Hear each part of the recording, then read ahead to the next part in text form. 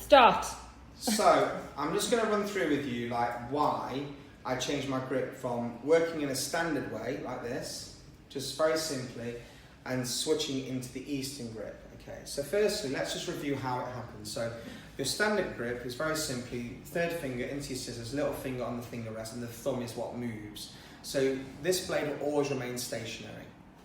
Yeah? You have more control. So if you're going like this, you have less control of that than that. You can see that, yeah? So the Eastern grip is simply about allowing your body to stay square to what you're cutting without putting any strain on your wrist. Yeah. Simple, yeah, so far. So let's prove that theory for a second. Let's just retrace my haircut that we started to do here. So as I take my vertical section, let's say I'm just going to work with a normal grip. I have to go all the way over like this to cut it, and even then I've got a lot of strain on my wrist. You see that? Yeah. Now remember, I'm trying to assess my over direction at this point, not my elevation, so I need to be square onto the head. Now when I work with the Eastern grip, I barely have to move. Do you see that? Yeah. I just go straight down like this. Now, if you imagine when I do that with these scissors, the strain on my wrist is pretty heavy. Whereas when I switch into Eastern, it's not. Now, another reason would be, not only is that the case, but if you look at when I take my section, let's just say I come through here, and I'm just going to retrace my steps slightly, and I come through, and I do the Eastern grip again, I'm able to maintain my square body position. If I went to normal, if I'm maintaining my square, I've got a lot of strain on my hand.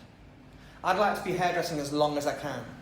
So I think if you look after the the ergonomics of your hand when you're holding your scissors, it is actually quite an important thing. And if you relate it more to body positioning again for a second, like, if I was cutting a section that was a profile section, I was just lit up to work square. If you imagine if I'm going to use the standard grip that we've discussed, I've got to do this, haven't I? And if you just look at the strain on my wrist, and are my shoulders square? They're no longer square, are they? No. Whereas if I go to Eastern grip, I have a lot more control over that line. When you're like this, it's actually quite hard to keep that straight, isn't it? Yeah. And I imagine there's more of a risk. If you're learning this quite early into your stage of learning, it's probably quite easy to cut in. Someone who's done it for a longer time might not have that issue. But if we're trying to train you and standardise that training, then things like the Eastern grip and the cone management, they are more important than you think. Because if you start from the get-go of doing Eastern grip, it's easy.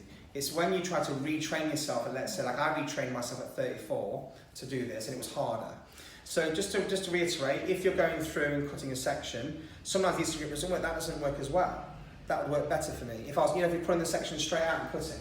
So there are some sections I will cut standard, and some I'll cut Eastern. The main reason is it just puts no pressure on my wrist if I switch between the two. Yeah. Second to that, it also helps me to remain square in my body positioning and not be contorting myself into uncomfortable positions. So if you like this and you're trying to do it like that, if I do Eastern, I haven't got to move. Yeah? Yeah, what exactly? How